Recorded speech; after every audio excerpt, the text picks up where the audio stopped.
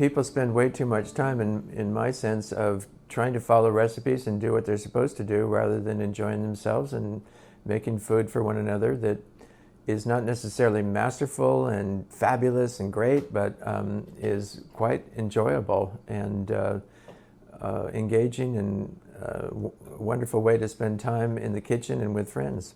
No recipe is about connecting with your inner life and connecting the boundlessness of your inner life with the outer world. And one of the places we do that is in cooking, in eating, in being with friends, and enjoying ourselves together in good company. Mostly in our culture, we emphasize making it in the world, being successful in the world, rather than how do I become more myself.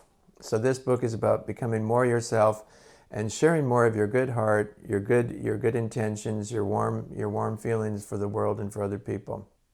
I came across a story recently. I think it was a Sufi master, and somebody came to see him, finally tracked him down after weeks and weeks, across the desert and everything, and asked the Sufi master, so what's the secret of life? I'm having a hard time, what can I do? And the Sufi master said, the secret of life is to make wise decisions. And then the student says, well, how can I make wise decisions? And the Sufi master says, well, you can make wise decisions based on your experience. Oh, okay, well, how do I gain experience? And he says, poor decisions.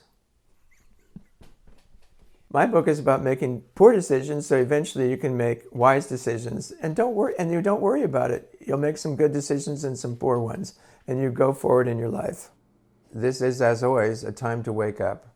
And waking up means going beyond what you know how to do, going beyond what you're good at, and waking up to a larger reality, a larger inspiration, a larger vitality that you can share with the world and share with others. And food is one, and cooking is one possibility of a way to do that.